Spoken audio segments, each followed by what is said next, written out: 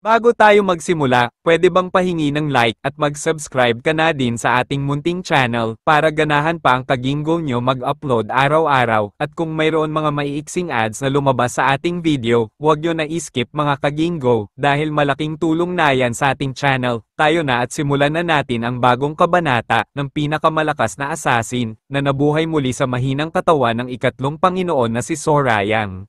Sa nakaraang kabanata, inaresto na ang bugbog sarado na si Ji Yong-hyun, ang ikatlong anak ng Demon Sword family. Gumamit siya ng hallucination powder mula sa Joksa family upang mapaamin ito sa krimen ng magkapatid. Pinuntahan ni Ha-jin ang kanyang ama na si Ji Woon-wei, ang pinuno ng Demon Sword family upang ipagbigay alam ang nangyari sa kanya, at sinabihan niya ito na aminin ang krimen ng panganay na anak sa Demon Lord upang mapanatili ng dignidad ng pamilya.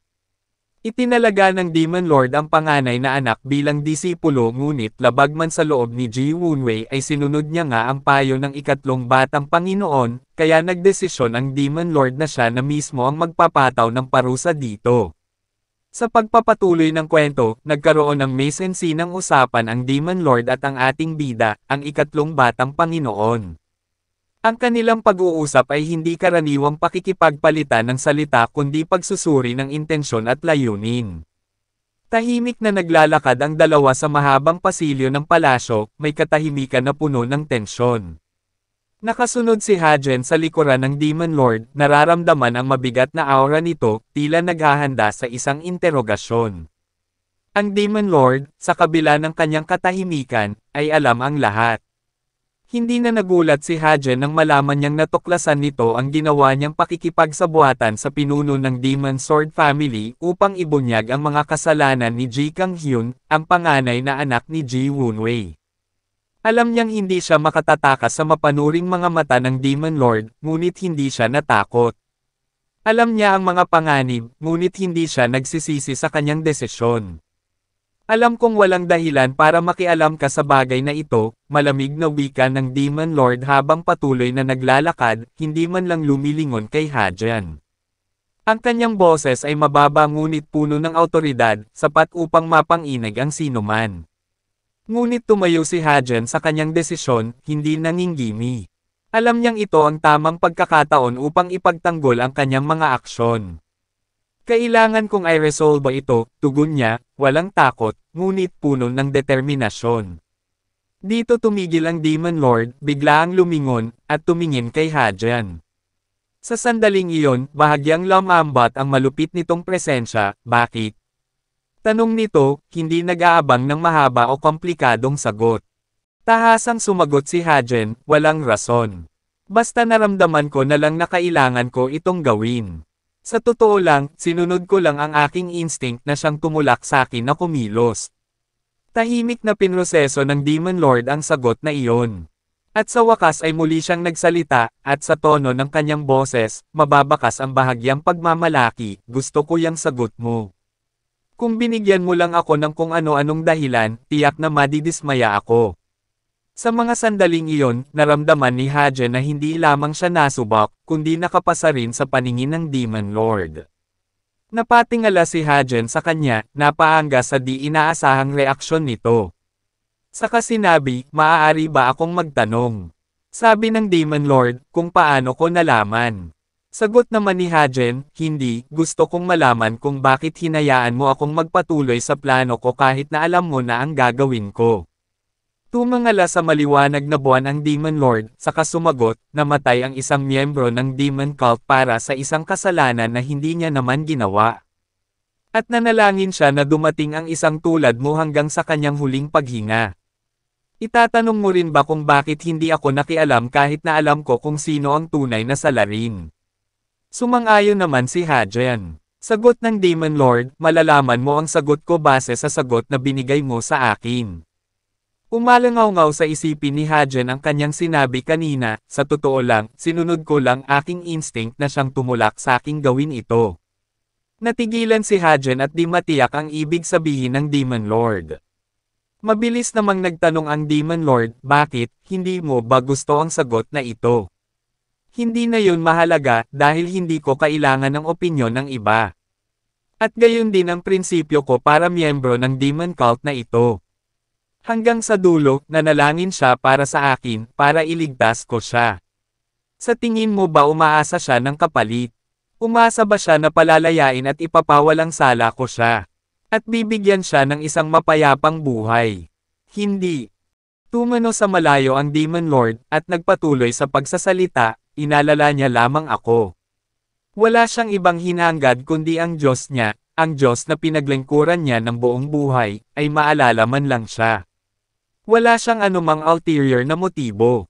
Ang paghahangad ng kapalit para sa katapatan at debosyon ay hindi dalisay.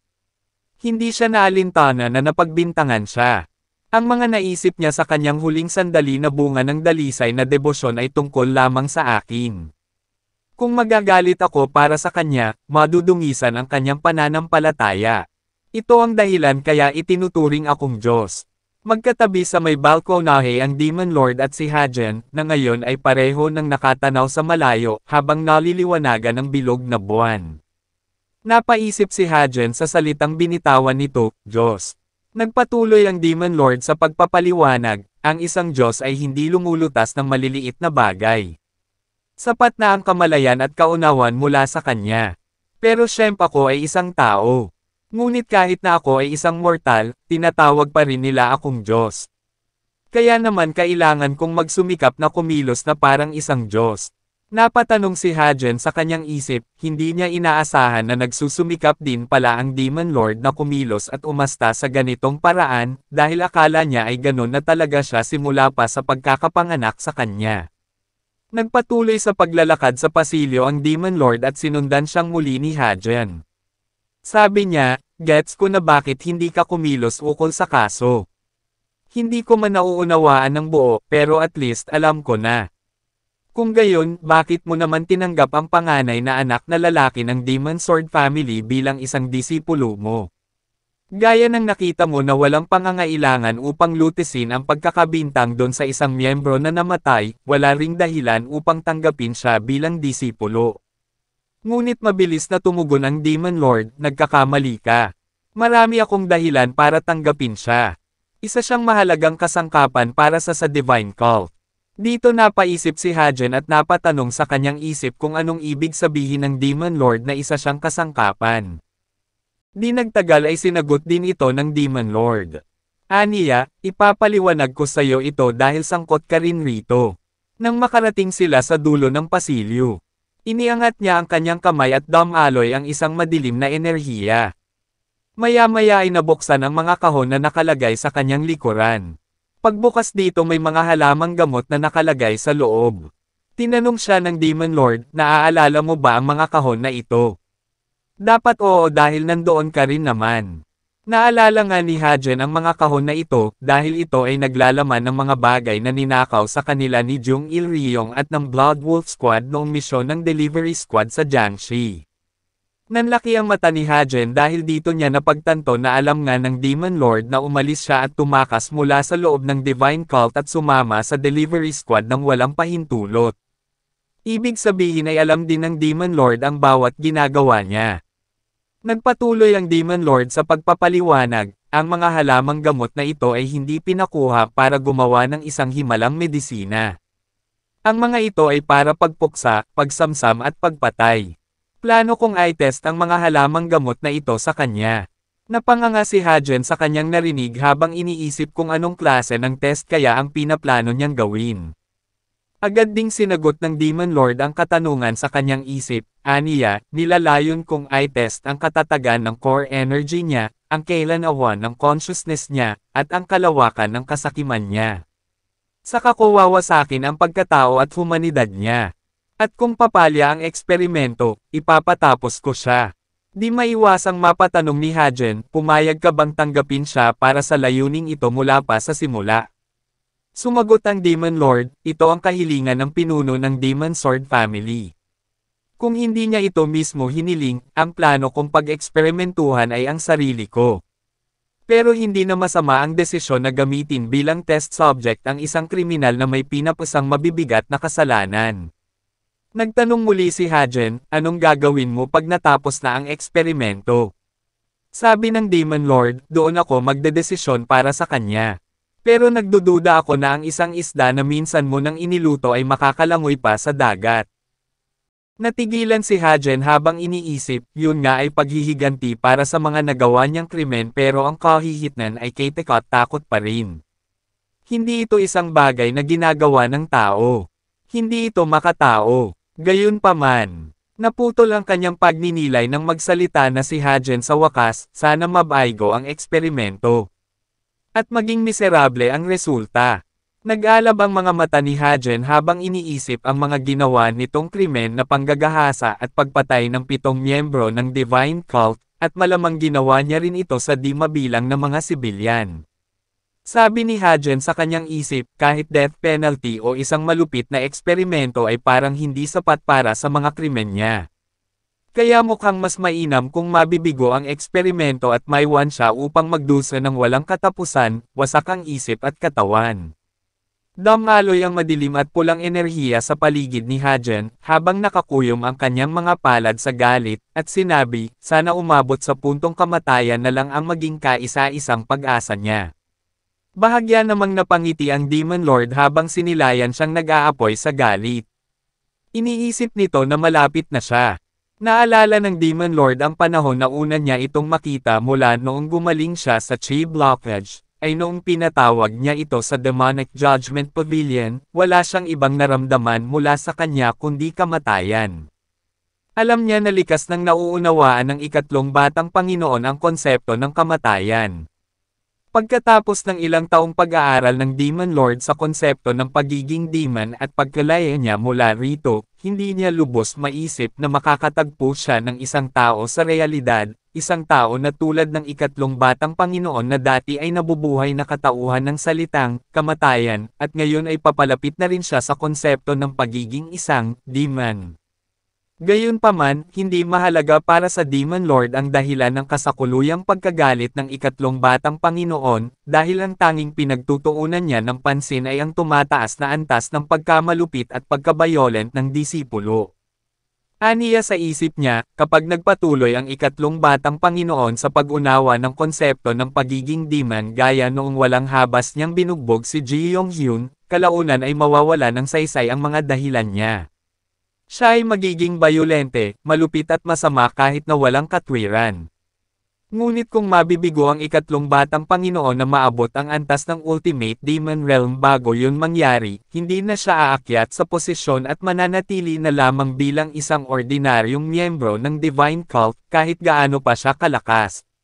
Biglang nagsalita si Hajen pagkatapos niyang maunawaan ang intensyon ng Demon Lord, kung gayon ay mukhang nakialam ako at nasangkot kahit hindi naman kailangan. Ngunit sinabi ng Demon Lord, hindi yun totoo. Ang pinuno ng Demon Sword Family ay dapat magpasalamat sa'yo. Dahil sa panghihimasok mo sa kaso, at least magpapatuloy ang legacy ng kanilang pamilya. Di magtatagal, makakatanggap ka ng utos mula sa sakin. Labas na labas ka na.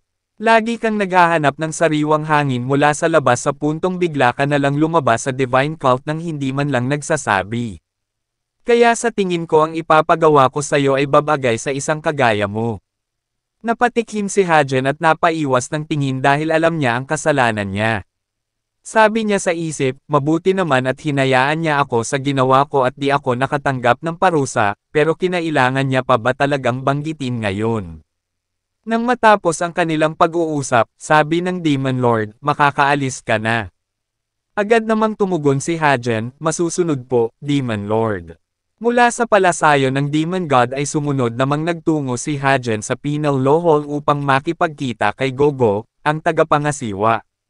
Sabi ni Hajen kay Gogo, inaamin ko na may pagka-careless na ang hakbang ko, pero dahil dito, naresolba na ang kaso. Sabi ni Gogo, good job. Hindi ko alam kung paano pananagutin ng Demon Lord ang tunay na salarin pero baka ito na nga ang mas makakabuti.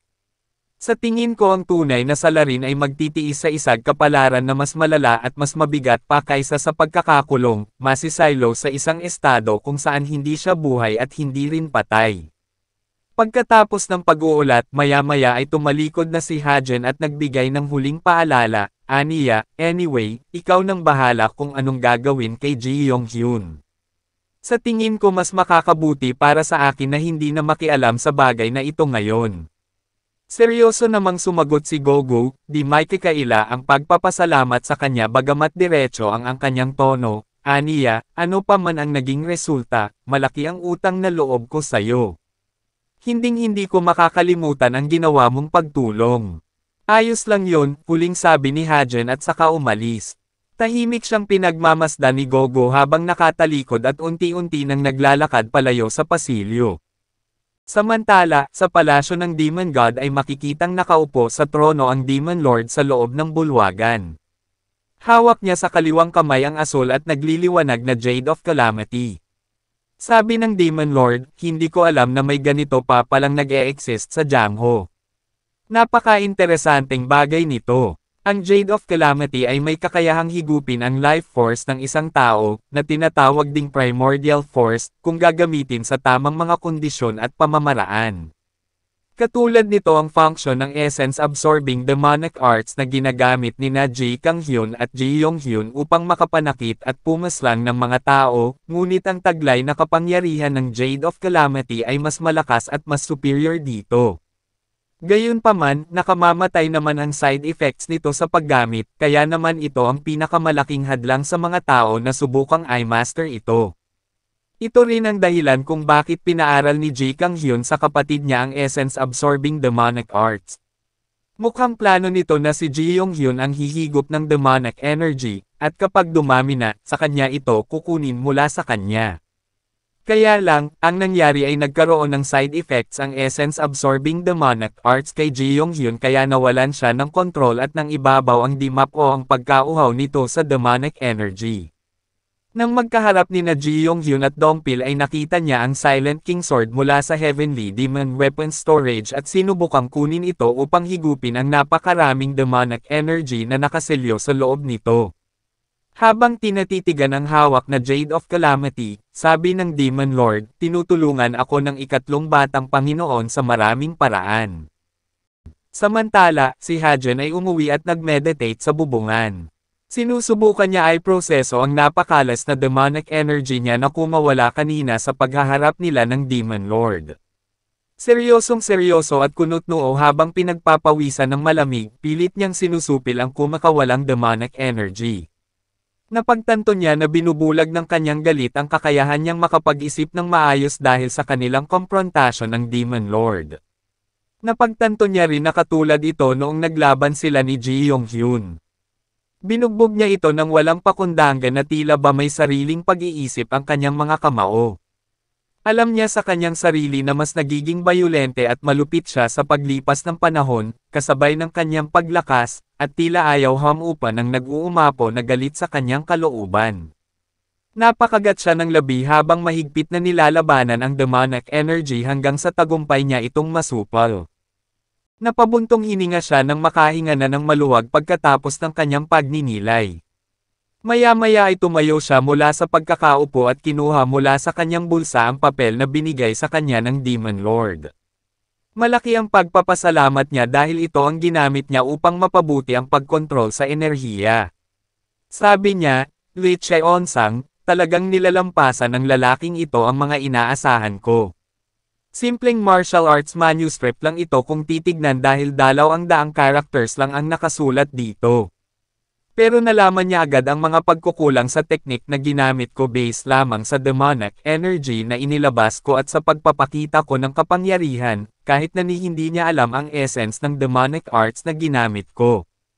Kamangha-mangha ang kanyang pananaw, at higit pa doon ay isinulat niya ito mismo para itama ang mga pagkukulang sa teknik na ginamit ko. Salamat sa kanya, nakumpleto ko na ang aking Dark Shadow demonic art. At dahil nakumpleto na niya ang ultimate technique na ito ay nagdesisyon si Hajen na punitin na ang papel na ito at sa kanya ito sinunog. Habang sinusunog ang papel, aniya sa kanyang isip, ibig sabihin ng kakumpletuhan sa teknik at wala nang kailangan idagdag o ibawas pa rito. Ito ay perpekto na. Kailangan kong pataasin ang aking dignidad para isalamin ang kadakilaan ng isang martial arts na di umano ay binuksan ang tarangkahan ng impyerno. Sa huling piraso ng manuskrito na natira bago tuluyang masunog, nakasulat ang mga salitang Nine Depths Mastery.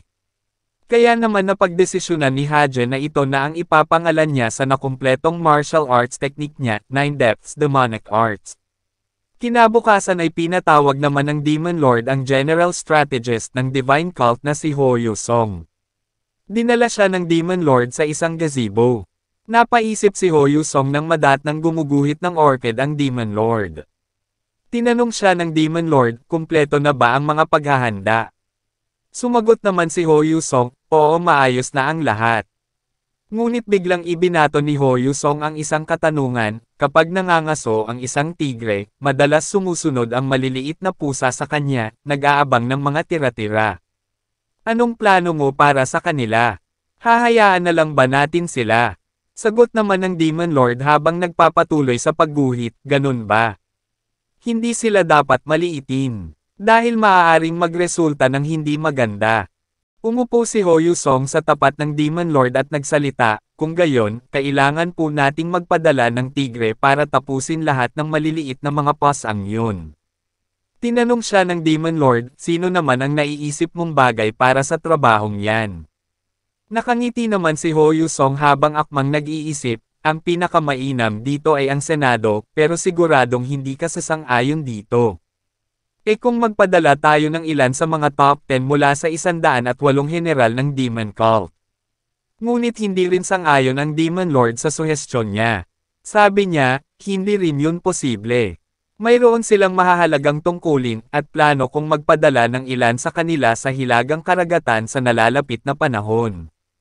Nagulat si Ho Yusong sa narinig at nagtanong, sa wakas, nagdesisyon ka nang gawin itong hakbang. Hindi ko inakala yun. Pero kung ganun may isa pang individual na karapat-dapat para sa misyong ito. Nang tanungin siya ng Demon Lord kung sino ang tinutukoy niya, sumagot agad si Ho Yusong at sinabi, sa tingin ko ang taong ito ang sagot na hinihintay mo. May isang individual na nagdudulot ng kakaguluhan nitong kamakailan pero nagpakita rin siya ng napakalakas at takot na mga kakayahan. Sa sinagot ni Ho Yusong ay napangiti ang Demon Lord at saka iniabot ang isang pulang piraso ng papel sa kanya, at sinabi, ibigay mo ito sa kanya. Agad namang tumugon si Ho Yusong, handang ipagawa ito agad. Pagkatanggap sa papel na naglalaman ng misyon, nakangiting sinabi ni Ho Yusong, ipagkakatiwala ko ang tungkuling ito sa ikatlong batang Panginoon. Ano kaya ang nilalaman ng papel nito na bagong misyon para sa ating bida na si Hajen? Sino kaya ang mga bago niyang makakalaban? Abangan sa susunod na kabanata.